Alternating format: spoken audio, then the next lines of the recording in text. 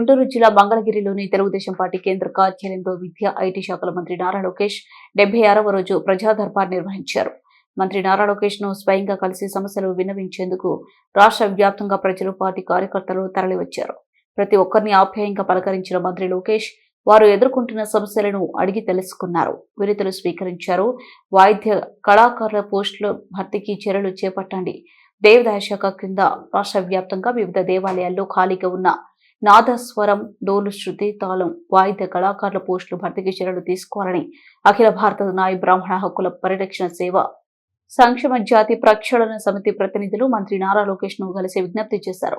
వివిధ దేవాలయాలు సాంప్రదాయ నిత్య కైంకర్య సేవలు, పూజల కోసం నాదస్వరం, డోలు, శృతి, తాళం నేర్చుకుని వివిధ కోర్సులు ఉత్తీర్ణులై డిప్లొమా అర్హత కలిగిన పూర్వ విద్యార్థులకు ఆయా పోస్టులో అవకాశం కల్పించడంతో పాటు వయసు సడలింపు ఇవ్వాలని కోరారు.